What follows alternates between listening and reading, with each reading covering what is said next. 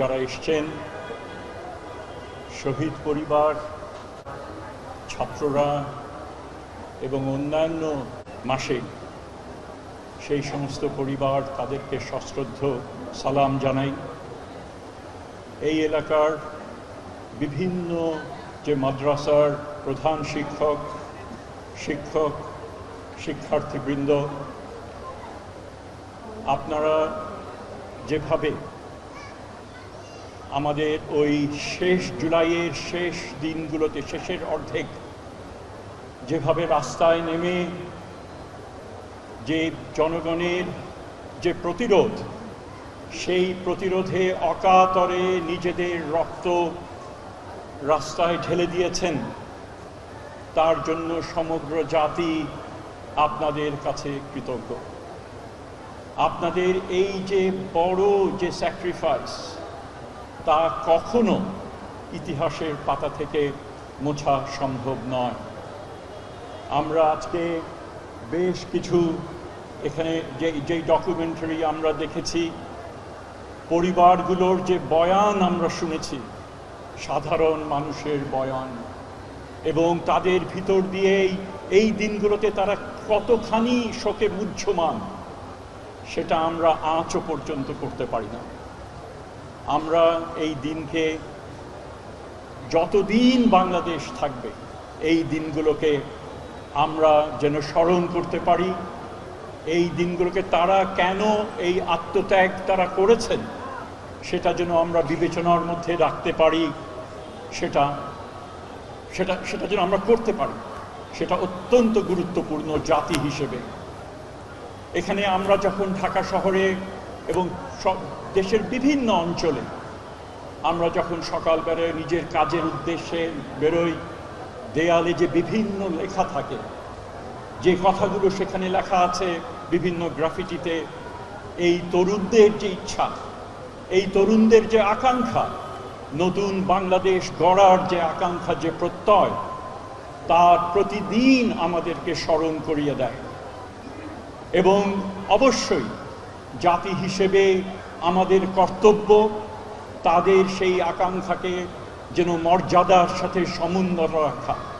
তারা যেই বাংলাদেশকে তারা ধারণ করতে পেরেছে, যেই বাংলাদেশের জন্য তারা জীবন দিলেন, যেই বাংলাদেশের জন্য তারা পঙ্গুত্ব বরণ করল, যেই বাংলাদেশের জন্য তাদের চোখের জ্যোতি নিভে গেল, সেই বাংলাদেশকে আমাদেরকে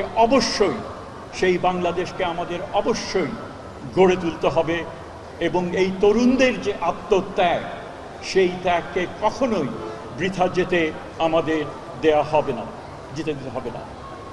আমি সবসময়ই বলি, এবং প্রতিটি অনুষ্ঠানে যেখানে আমি সুযোগ পাই এই কথা বলার জন্য, যে আমাদের প্রজন্ম, আমরা মোটামুটিভাবে স্বীকার করে নিয়েছিলাম একটা জালেমের কাছে, যে আমাদেরকে নাগরিক থেকে প্রজা বানিয়েছিল, প্রজা হিসেবেই আমাদের জীবন শেষ হবে।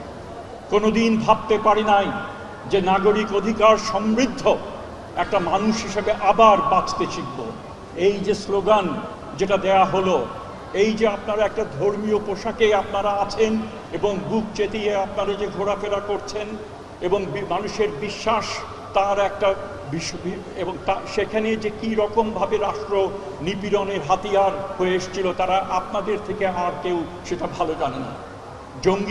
জঙ্গিদের নাটক সাজানো হয়েছিল সেই সময়, এবং সেই নাটকে কত তরুণ, কত সাধারণ মানুষ, কত ধর্মপ্রাণ মানুষেরকে তাদের জীবন থেকে কত দিন সেখান থেকে চলে গেছে, কেউ কেউ মৃত্যুবরণ করেছেন পর্যন্ত। কাজে ওই ধরনের এক ব্যবস্থা থেকে আমরা যে মুক্তি পাব, আমি অন্তত পক্ষে তখন শেষের দিনগুলোতে বোধহয় আমি সেই আশা ছেড়ে দিয়েছিলাম। কাজেই যারা আজকে আমাদের এই নতুন করে নাগরিক হিসেবে বেঁচে থাকার সুযোগ সৃষ্টি করে দিয়েছে, তাদের অন্তরের অন্তঃস্থল থেকে সশ্রদ্ধ সালাম জানাই। এই যে শহীদরা, যাদের আমরা নাম 111 জনের নাম সম্ভবত সেখানে আপনারা ডকুমেন্ট করেছেন, এরা সহ যে যেখানে তাদের আত্মাহুতি দিয়েছেন, নিশ্চিত তারা অনেক অনেক শিক্ষার্থী তারা বলেছেন, আমরা বাবা মাকে বলে এসছি যে আমরা ঘরে ফিরব না, যদি না ফিরি তাহলে মনে করবে যে আমরা দেশের জন্য জীবন দিলাম। এবং সেই ধরনের তাদের কান্না, সেই পিতামাতার কান্না আমরা জানতে পারি, আমরা দেখি বিভিন্ন ডকুমেন্টারিতে। তো কাজেই তাকে অবশ্যই আমরা জাতি হিসেবে আমাদের ঐক্যবদ্ধ থাকতে হবে। তাদের যে স্বপ্ন, তাদের যে ইচ্ছা, তাদের যে আকাঙ্ক্ষা, তাদের যে প্রত্যয় ছিল, সেগুলোকে যেন আমরা জাতি হিসেবে সম্মান জানাতে পারি। এই যে বৈষম্য বিরোধী বাংলাদেশ আমাদেরকে যে গঠন করতে হবে সকলকে নিয়ে, গণতান্ত্রিক বাংলাদেশ আমাদের যে গঠন করতে হবে, দুর্নীতিমুক্ত বাংলাদেশ আমাদের যে গঠন করতে হবে, আইনের শাসনের বাংলাদেশ যে আমাদেরকে গঠন করতে হবে, সেই ব্যাপারে আমাদের দৃঢ় প্রতিজ্ঞ থাকতে হবে। এবং সেই নতুন বাংলাদেশ গড়ার দায়িত্ব আপনাদের, আমাদের সকলের। আমরা রাষ্ট্রে থাকি, রাষ্ট্রের বাইরে থাকি, আমরা যে কোনো পেশায় থাকি, অবশ্যই আমাদের প্রতিনিয়ত আমাদের সেই দায়িত্ব সম্পর্কে আমাদের সেই প্রত্যয় আমাদের ব্যক্ত করতে হবে। আমি কথা বাড়াবো না। জুলাই প্রতি বছর আসবে এবং এই জুলাইয়ে আমাদের পুনর্বার বারবার করে আমাদেরকে শপথ নিতে হবে যাতে আমরা কাজে, কর্মে, ব্যক্তি জীবনে, সমাজ জীবনে, রাষ্ট্রীয় জীবনে এই যে গৌরবময় ভূমিকা এই শহীদরা যেটা রেখেছিলেন, যারা আহত হয়েছেন, যারা সেই গৌরব ভূমিকা পালন করেছিলেন, তাদের যে কীর্তি, সেই কীর্তিকে যেন আমরা সসম্মানে এই দেশে প্রতিষ্ঠিত করতে পারি। আমার সেই আকাঙ্ক্ষা, আমাদের সকলের হোক সেই আকাঙ্ক্ষা, আমাদের সকলের হোক সেই প্রতিজ্ঞা।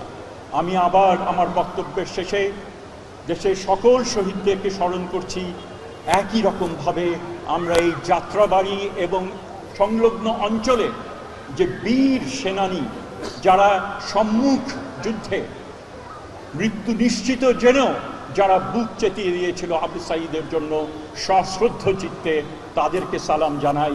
এবং তাদের আমি আবার আহ্বান জানাই যে আমরা যারা নতুন করে নাগরিকত্ব ফিরে পেয়েছি, আসুন আমরা সবাই মিলে সেইভাবে এই দেশের আমাদের যে নব অর্জিত যে এই যে অধিকার, সেটাকে যেন আমরা সমুন্নত রাখতে পারি। সকলকে আবার সালাম জানিয়ে আমার বক্তব্য শেষ করছি। ধন্যবাদ।